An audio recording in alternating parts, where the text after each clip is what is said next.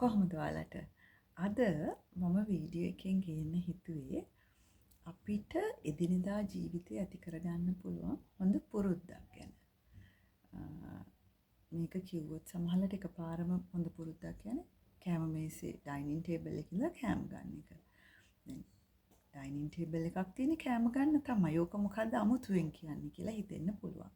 නමුත් ඇත්තටම කල්පනා කරලා බලන්න අපි දන්න ඔයාලගේ අපි දන්න බොහෝමයක් ගෙවල් වල කීයෙන් කී තැනකද එහෙම ඩයිනින් ටේබල් එකකට පවුලක් විදිහට එකතු වෙලා කෑම ගන්න.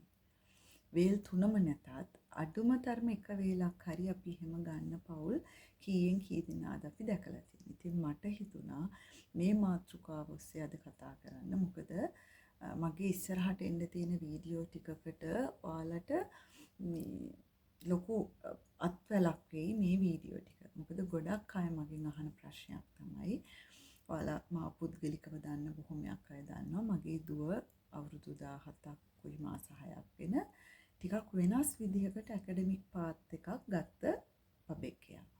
එතකොට එහෙම කොහොමද ළමෙක් එහෙම දේවල් අපි කරේ කොහොමද? අපි මේ වයසේදී يعني තව මාස 15කින් වගේ වෙනකොට එයාගේ කොන්වොකේෂන් එක තියෙනවා. ඉතින් ගොඩක් එයා පොඩි අපිත් තරුණයි කොහොමද අපි එහෙම දේවල් කරේ කියලා. ඉතින් මම ඔයාලට මේ කියන වීඩියෝස් වල කියන දේවල් ඇත්තටම ඒවා ඔක්කොගෙම එකතුවකින් තමයි දුවේ තත්ත්වයටපත් උනේ. ඒ කියන්නේ ඒක මේ වෙනම කරලා මේ දැන් ඔයා මෙහෙම වෙන්න ඕනේ, ඔයා මෙහෙම කරන්න ඕනේ, ඔයා මෙහෙම කරන්න ඕනේ කියලා අර රූල් කරලා මේ එහෙම කරපු දෙයක් නෙවෙයි.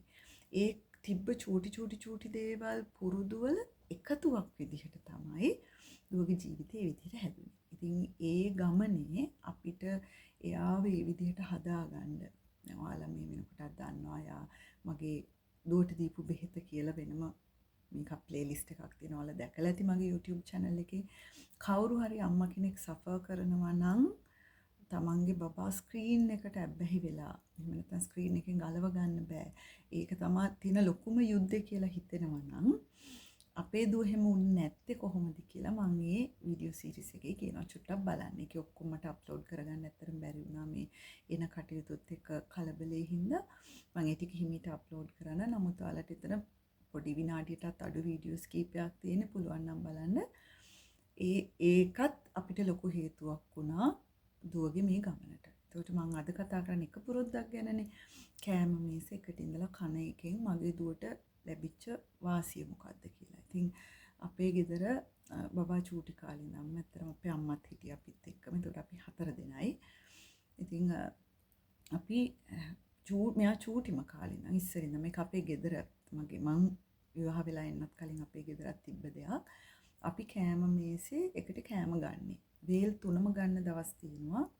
අනිවාර්යයෙන්ම රෑ කෑම, උදේ කෑම, දවල්ට අපි කටයුතුත් එක්ක හැම වෙලේම මෙහෙම කරන්නේ. හැබැයි දැන් උදාහරණයක් විදිහට හිතන්නකෝ. ඒක කෑම වේල් වලට විතරක් නෙවෙයි. මම ඒකත් කියන්න ඕනේ. තේක පවා බොන්නේ. දැන් අපි දන්නවා සමහර වෙලාවට අපි නිකම්ම තේක විතරක් බොනවා හවසට එහෙම. එහෙම නැත්නම් සමහරට බිස්කට් එකක් නැත්නම් මොන හරි බන් එකක් එහෙම නැත්නම් කේක් එකක් මොන හරි දෙයක් එක්ක අපි තේක බොනවානේ. ස්නැක් එකක් එක්ක. ඒකට ඔය කොයි විදිහේ වුණත් අපි තේක බොන්නත් අපි ඩයිනින් ටේබල් එකට එකතු වුණා. හැබැයි ඒකෙන් අදහස් වෙන්නේ 4 දෙනාම හැම වෙලෙම ඩයිනින් ටේබල් එකේ හිටියා කියලා. උදාහරණයක් විදිහට මම තමයි ඇත්තටම ගොඩක්ම ඩයිනින් ටේබල් එකේ ඇබ්සන්ට් වෙච්ච කෙනා. මොකද මට ගොඩක් වෙලාවට ක්ලාසස් තියෙනවා. එතකොට ඒ තුන් මම ඉන්න තැනට මට තේක ගෙනත් දෙනවා. එයාලා කවුරු හරි එයාලා 3 දෙනා ගන්නවා. වෙන එකක් තියා එක කොච්චර පුරුද්දක්ද කියලා අපේ අම්මා අපි කවුරුත් නැති වෙලාවට එයා තනියෙන් කෑවත් එයාට ඒ පුරුද්ද ඒ විදිහටම තියෙනවා. එයාට අපේ ඒ තියෙනවා පුටු 4ක්. අපි ඒ පුටු 4 තමයි ඉඳගන්නේ. ඉතින් එයා තනියෙන් කෑවත් එයා ඉඳගන්නේ මේ පුටුවේ.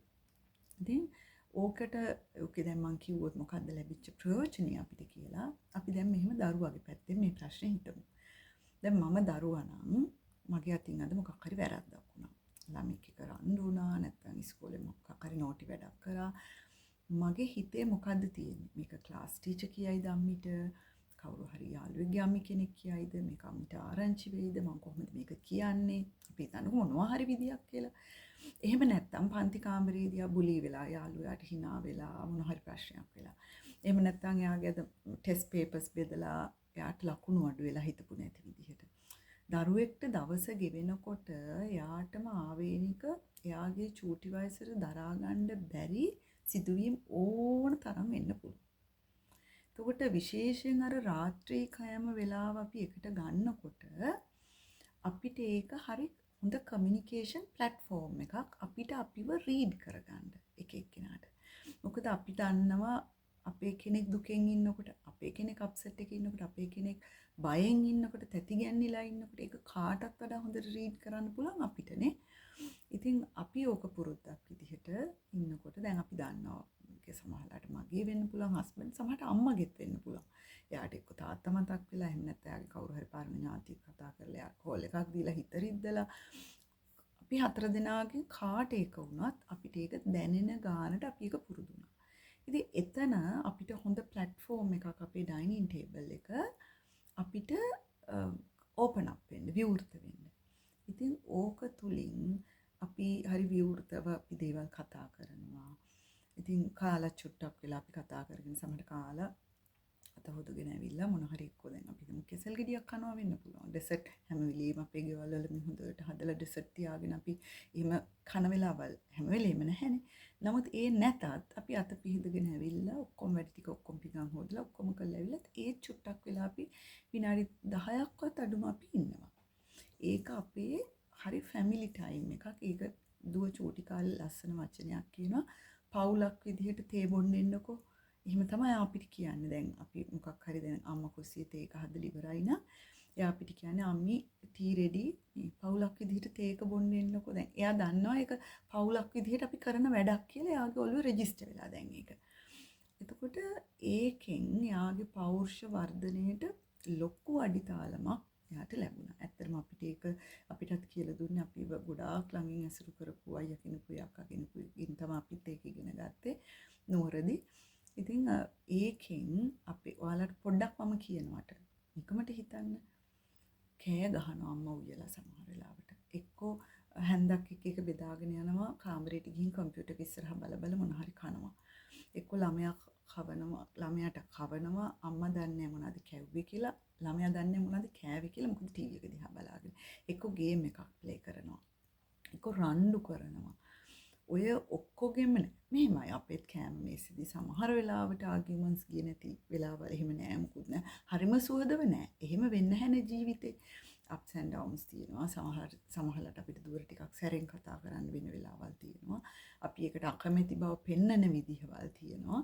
ඉතින් ඔහොම තමයි ගලාගෙන යන්නේ. නමුත් මම ඔයාලට යෝජනා කරන්නේ අද කවුරු හෝ කෙනෙක් මම හැමදාම කියනවනේ මම මේ වීඩියෝ සීරීස් එක කියන්නේ මම මේ කියන මොකක් හරි ප්‍රැක්ටිස් එක තියෙන කෙනෙක්ට නෙවෙයි. ඒක නැති කෙනෙක්ටනේ ප්‍රයෝජනවත් වෙන්නේ.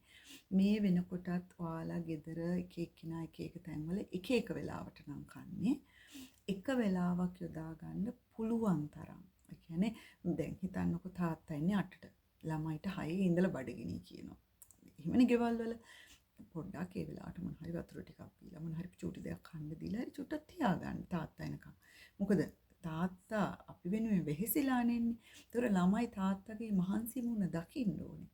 ඒ දැක්කලා එයා වොෂ් එකක් දාන්න කලින් එයාගේ මුණ කොච්චර වෙහෙස කරයිද කියලා ළමයි දකින්න ඕනේ. එතකොට එයා වොෂ් එකක් දාලා ආවට පස්සේ එයා හරි නැවුම් කියන එක දකින්න ඕනේ. ඉතින් මේ හැම පුරුද්දක්ම gedara ළමයි නිරීක්ෂණය කරන්න ඕනේ. මේ නිරීක්ෂණය තුලින් ළමයිට වෙනම වපසරියක් යාළගේ පෞරුෂ සංවර්ධනයට බුද්ධි වර්ධනයට ලැබෙනවා. ඉතින් මේ සතියේ ඔයාලට මට යෝජනා කරන්න තියෙන දේ තමයි එකට කෑම මේසේ කෑම ගන්න. එක වේලක්වත් අඩුම තරමේ උදේ පුළුවන් නම් උදේ ගන්න. ඒ කියන්නේ උදේට අපි හිතමුකෝ අපි අම්මලා සමහර ලාට බබාලට කවනවනේ කමක් නැහැ. බබාලව ඉන්න දෙන්න හෝ තුන් දෙනා හෝ එක්කෙනා ඩයිනින් ටේබල් එකේ ඉඳගන්න හස්බන්ඩ්ටත් කන්න බෙදලා දෙන්න. ඔයා බබාලට කවනවා නම් එක තැනක ඉඳන් කන්න. එක ළමෙක් එක කාමරයක අනිත් එක්කෙනා සෙල්ලම් කරන තැන තව එක්කෙනෙක් තව එක මේස් එක දානවා සපත්තු දානවා ඒ ඇස්සේ අම්මා කවනවා ඇඳුමටත් හැලෙනවා. ඒ ඕගනයිස් නැති ලයිෆ් ස්ටයිල් එක හරි ඒ ලක්ෂණයක් ඒක. එහෙම ඒක ළමයිට බලපාන්නේ මම කලිනුත් කියලා තියෙනවානේ. මම ගුරුවරයෙක් විදිහට දැකලා තියෙනවානේ ළමයාට අපිට උගන්වන්න ගියාම ඒක ලේසි නෑ දෙමව්පියනේ. ඒක ලේසි නෑ යාළුවනේ. මොකද ගුරුවරයෙක් කොයිතරම් පීඩාවකට පත් වෙනවද එහෙම ඕගනයිස් නැති ගෙදරකින් එළියට එන දරුවෙක්ට තියරි ටික උගන්වන්න. ඒක මම හිතන්නේ ගුරුවරු මාත් එක්ක මෙතන එකඟ වෙයි. කොච්චර අමාරුද කියලා. හැබැයි ඒත් අපි අතාරින්නේ නැහැ. මොකද ඒ දරුවා මොන පරිසරයෙන් ඉඳලා ආවත් ඒ දරුවව ගොඩ දාන එක ගුරුවරයාගේ වගකීමක්, ඒ ගුරුවරයාගේ ආසාවක්, එයාගේ අරමුණක්, අභිප්‍රායක්. ඒක වෙනම දෙයක්. නමුත් මම කියන්නේ අපි දෙමව්පියෝ විදිහට අපේ දරුවා එළියට යනකොට ඒ පහසුව සමාජයට දුන්නහම අපිට අපි හරි බ්ලෙස් පේරන්ට්ස්ලානේ. අපි හරි මේ අපිට මිනිස්සුන්ගේ ආශිර්වාද ලැබෙනවා. මේ දරුවා හොඳට හදලා තියෙනවා කියලා. ඉතින් ඒ හින්දා පුරුදු වෙන්න බලන්න. ඔක වීකෙන්ඩ් එකක් නම් විශේෂ කෑමක් හදන්න. මහ ලොකු දෙයක් ඕනේ නැහැ. සමහරලාට ඔයාලා වෙනදා කන සුදු බතටම කහ ටිකක් දාලා කහ බත් එකක් හදලා මේ ඩිෂස් වලට මේවා ප්ලේට්ස් වලට ඇරලා ප්ලම්ස් ටිකක් ඉහලා හදන්නකො දරුවෝ කොච්චර සතුටු වෙනවද කියලා බලන්න. ඒක දැන් අපේ තියෙනවා කොවිඩ් කාලේ තමයි දුව එක ගොඩක්ම පටන් ගත්තේ. එක දවසක් එයා මේසෙ හදන වෙලාව වීකෙන්ඩ් එකේ වගේ පොඩි දෙයක් සමහරලාට ගෙදර හදන්නේ රොටි වෙන්න පුළුවන්.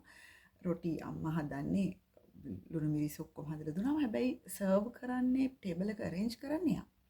ඒකට ඉතින් එක එක්කෙනාගේ අපේ මග්ස් ටික තියලා වතුර තියලා ඕකේ අර හැමෝගෙම රොටිය තියලා ඒකට ලස්සනට ලුණු මිරිස් ටිකක් තියලා ඉතින් එයා එක එක දේවල් කරනවා. ඉතින් අපි එකතර ඉඳගන්නේ අපි දකින්නවා එයා කරන දේ. නමුත් අපි ඒක හරි සතුටෙන් හරි අපි සර්ප්‍රයිස් වෙච්ච විදිහට ඉඳ ගන්නවා. ඉතින් ඒකෙන් එයාගේ චූටි මනස හැදිච්ච විදිහක් තියෙනවා. එයා ලෝකේ අගය කරනවා දැන්. එයාට ලෝකෙත් එක්ක අපි කියන්නේ ඔයාලා දැකලා ඇති නේද අපි වැඩ කරන තැන්වල හරි ඇරියස් කියන මිනිස්සු ඉන්නවා. මොනවා හරි දෙයක් පිරිමහ ගන්න බැරි වෙච්ච හරි මොනවා හරි දෙයක් ලෝකෙන් පිරිමහන්න හදන මිනිස්සු ඉන්නවා නේද? එහෙම දරුවෙක් එළියට දෙන්න එපා.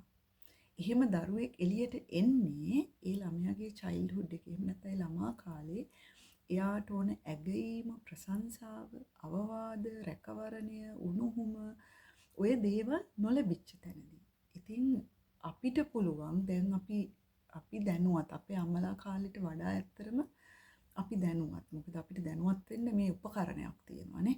ඉන්ටර්නෙට් එක තියෙනවා, ස්මාර්ට් ෆෝන් එක අතේ තියෙනවා. ඉතින් අපිට ගොඩක් දේවල් දැනුවත් වෙන්න පුළුවන්. ඉතින් එහෙම තත්වයකදී අපිට අපේ දරුවන්ට දෙන්න පුළුවන් හොඳම දේ දෙන්න මේක හොඳ පුරුද්දක් කියලා මම අත්දැකීමෙන්ම දන්නවා. ඉතින් මම ඔයාලටත් යෝජනා කරනවා කාට හරි කෙනෙක්ට එහෙම පුරුද්දක් නැත්තම් ඒ පුරුද්ද ඇති කරගෙන බලන්න ඔයාලගේ ගෙවල් වල මොන වගේ වෙනසක් වෙයිද කියලා. ඒ කියන්නේ තව ඕකෙන් ගොඩක් දේවල් වෙනවා. අපි සමහරවිට තේක බීලා දැන් දුව නැගිටිනවා තේ කෝප්පේ එයාගේ කැරගෙන එතකොට සමහරවිට පුතේ අම්මිගේ අප්පච්චිගේ කත හොදන්නකො අම්මා මගේ කත් ගන්නකො. එතකොට එයා අපි 4 දෙනාගේම කෝප්ප ගිහින් හොදලා සින්ක් එකේ හොදලා කෝප්ප නමන්න ඕන තැන නමනවා. එතකොට යාට ඒක වැඩක් විදිහට නෙවෙයි බලන්න. එතකොට දරුවා එතනින් ලොකු යුතුයකමක් ලොකු පිනක් කරගන්නවා. යාගෙට ඉන්න එකම වැඩිහිටියෝ 3 දෙනානේ යාගේ ජීවිතේ. කියන්නේ ළඟම කවේනේ යාගේ. එතකොට යාළගේ පිඟානක් කෝප්පයක් හොදන සමහරවිට අපි කියන පුතේ මම මේක මේ බෙහෙත් ටික බොනක අම්මගේ පිඟානත් හොදන්න. ඒ කියන්නේ යාළව අපිට ඒක කරගන්න නෙවෙයි.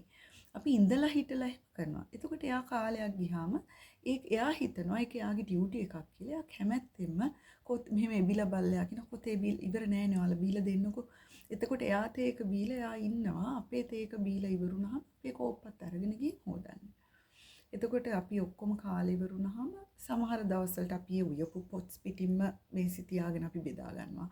සතියකට සැරයක් විතර අපි ඩිෂස් වලට ඇරලා අපි හොඳට සර්ව් කරලා කනවා සතියකට සැරයක් විතර. වගේ කාර්යබහුලත්වයත් එක්ක හැමදාම ඒක කරන්න බෑ. අර පොට්ස් පිටින් ගෙනල්ලා තිබ්බත් එයා දන්නවා. එතකොට ඒකෙන් ඉතුරු ටික තියෙනවා නම් ඒක භාජනයකට දාලා ෆ්‍රිජ් එකට දාන්න ඕනේ. කොහොමද ෆ්‍රිජ් එකට දාන්න සමහර ඒවා තියෙනවා අපි ෆ්‍රිජ් එකට දාන්නේ නැහැ ඉතුරු උනත්. ඔය වගේ එයාට ලොකු පාඩමක් එයා ඔය කියන දිනපතා කරන ක්‍රියාකාරකම තුළින් එයා ලොකු පාඩමක් ඉගෙන ගන්නවා. ඒ පාඩම එයාගේ පෞරුෂ වර්ධනයට, බුද්ධි වර්ධනයට, සහයෝගීතාවයට, කණ්ඩායම් හැඟීමට ඔය ගොඩක් දේවල් වලට ඒ පුරුද්ද ඉවහල් වෙනවා. දැන් ඔයාලා හිතන්න බලන්න චූටි දෙයක් නේද මම මේ කිව්වේ. gedara වෙන්න පුළුවන්. හැබැයි ඒක තුලින් ඇති වෙන වෙනස්කම චූටි නැහැ යාළුවනේ. දෙමව්පියනේ ඒක චූටි නැහැ. ඒ හින්දා මම ඔයාලට යෝජනා කරනවා මේ සතිය අනිත් එක හොඳට මතක තියාගන්න අපේ ජීවිතේ ඒ වගේ කාල ටික කාලෙකට හරි අපිට නැති වෙන්න පුළුවන්. දැන් මේ මට වගේ එහෙම වෙන්න පුළුවන්. එහෙම දවස්වලදී අපිට අඩුම තරමේ අපි තනියෙන් අපාර්ට්මන්ට් එක අපි කෑම ටික කද්දි හරි මතක් කරන්න අතීතයක් අපිට තියෙනවා. හිතන්න අපි එදත් එහෙම කාලා නැත්තම් අද දැන් මේ තනියෙන් කනකොට මොන වගේ දෙයක් අපිට දැනෙයිද? නමුත් අද කන්නේ මගේ දෙපැත්තේ මගේ වටේ තුන් දෙනා ඉන්නවා කියන හයිය ඒ තිබ්බ මතකය ඒකෙන් අපි විඳපු සතුට අදටත් තියෙනවා. එතකොට දැන් ඔයාලට තේරෙනව නේද? මොනම දේවල් හින්දා හරි අපේ ජීවිතේ අපිම ගන්න තීරණ හින්දා හරි ඒ වගේ සුන්දර මතක චූටි දේවල් අපිට ගිලිහෙන්න අපේ අතින් ගිලිහෙන්න මහ ලොකු වෙලාවක් යන්නේ නැහැ. ඒ හින්දා පුළුවන් වෙලාවේ ඒ සතුට විඳින්න. ඒ සතුට ඒ ඕගනයිස් වෙච්ච ගතිය සාමූහික හැඟීම ඔය හැමදේම විඳිනකොට ඒ විඳින ජීවිතයක් තුළින් එළියට එන දරුවා ඇත්තටම ලෝකෙට සැනසෙල්ලක්. එයා කොහේ හිටියත් එයා ලෝකෙට සැනසෙල්ලක්. ඒක ඒක අත්විඳින ගමන් මම බය නැතුව කියන්නේ මගේ දුවගෙන් මම ඒක අත්විඳිනවා. ඒක මම නිහතමානී ආඩම්බරයකින් ඒක කියන්නේත් මම ඒක ඔයාලත් එක්ක ෂෙයා කරගන්නෙත් එහෙම මම මගේම සතුටු වෙන්න පුළුවන් අම්මලා ගොඩක් ඉන්නවා නම් මම ඒකට කැමතියි. කවුරු හරි අම්මෙක් විඳවනවා නම් දරුවා හින්දා ඒක ඇත්තටම පව්. ඒ අම්මා හරි පව්. මොකද චූටි කාලේ ඉඳන් ගොඩක් දුක් විඳලා හැබැයි ඇත්තටම හිතුවොත් ඒ දේවල් වලට දන්නේම නැතුව චූටි බීජ හිටවලා තියෙන්නේ අපිම තමයි අපේ ගෙවල් වල. ඉතින් අද වීඩියෝ එක දැන් විනාඩි 16කුත් වුණා. අද ඒක තමයි මට මතක් කරන්න හිතුනේ. දැන් ඔයාලට හිතෙන්නේ නැති මම මේ ટොපික් එක ගේන්න ඒ සුන්දර චූටි මතකේ ඒ පුරුද්ද කොච්චර මට දැනෙනවද කියන එක. ඉතින් මට අද හිතුණා මම උදේ කෑම ගන්නකොට මට දැනෙච්ච දේත් එක මට හිතුණා අද මාතෘකාව මම මේක කරගන්නවා. මොකද මේක තුලින් අපිට දැනෙච්ච දේවල් සමහර දවස්වලට අපි වීඩියෝ කෝල් එකකින් අපි තුන්දෙනා තාමත් ඒ විදිහට මුණ ගැහෙන දවස් තියෙනවා. ඉතින් ඒ හින්දා කරලා බලන්නකෝ. හැම වෙලේම මම කියනවට කරලා බලන්න. කරලා බලලා කවුරු හරි මට කියන්න ඔයා කිව්වට ඒක එහෙම නැහැ ටීචර් කියලා. නැහැ මම දන්නවා. ඒ කියන විදිහට ඒක කරලා බලන්න. ඇත්තටම ඔයාලගේ ජීවිතේ සැනසෙල්ලෙන් පිරෙනවා. ඉතින් ලබන සතියේත් අපි හම්බෙමු. ඒ වගේම චූටි පුරුද්දක් ගැන අපේ ජීවිත තියනවට වඩා අඩියක් හරි සැනසෙල්ලෙන් ඉස්සරහට යන්න පුළුවන් ක්‍රමයක් ගැන අපි කතා කරමු.